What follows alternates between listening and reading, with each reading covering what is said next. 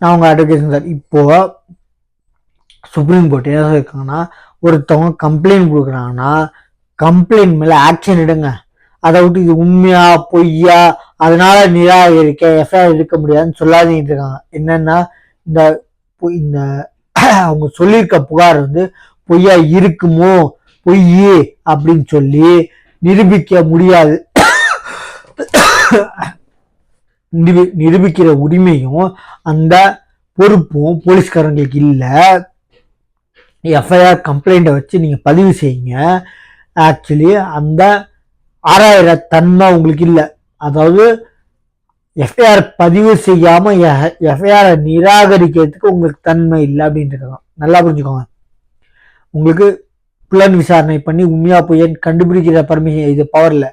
Actually ஒரு எஃப்ஐஆரை கம்ப்ளைண்ட்டை FIR பதிவு செய்யாம நிராகரிக்கிறதுக்கு அது பொய்யா இருக்குமோ உண்மையா இருக்குமோ அந்த புலன் விசாரணை எனக்கு தெரிய வச்சு அப்படின்னு சொல்லி அதை காட்டி எஃப்ஐஆர் நிராகரிக்க முடியாது. சுப்ரீம் கோர்ட் இப்போ ரீசெண்டாக ஆர்டர் கொடுத்துருக்காங்க. கம்ப்ளைண்ட் வச்சுன்னா பொய் உண்மைன்னு சொல்லி நிராகரிக்காதீங்க, எஃப்ஐஆர் பதிவு செய்யுங்க.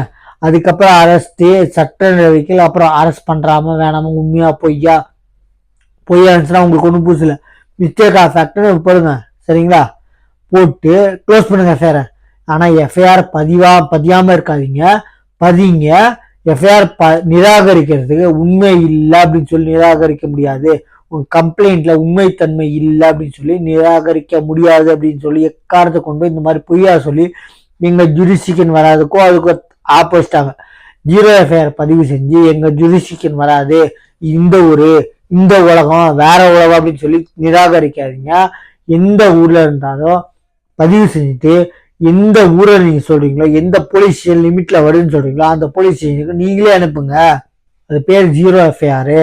அப்படி பதிஞ்சு எந்த ஸ்டேஷன்ல புகார் வாங்குறீங்களோ அந்த ஸ்டேஷனுக்கு ஆளுங்க கண்டிப்பா எஃப்ஐஆர் பதிக்கணும். பதிஞ்சு எந்த லிமிட்டோட போலீஸ் ஸ்டேஷன் சொல்றீங்களோ அந்த லிமிட்டுக்கு நீங்க அனுப்புங்க. ஆனால் கம்ப்ளைண்ட் வந்த உடனே எனக்கு இந்த லிமிட் இல்லை அந்த லிமிட் போய் பாருங்க அது வேற ஊரு அப்படின்னு சொன்னீங்கன்னா அப்படி சொல்ல முடியாது. அதே மாதிரி உண்மைத்தன்மை இல்லை, அவங்க புகார்ல இது பொய்யான புகார் அப்படின்னு சொல்லி நீங்க நிராகரிக்க முடியாது. எஃப்ஐஆர் பதிவு செஞ்சுட்டு பொய்ன்னு சொல்லிட்டு நீங்க எஃப்ஐஆர் க்ளோஸ் பண்ணுங்க, அதுக்கு உரிமை இருக்கு.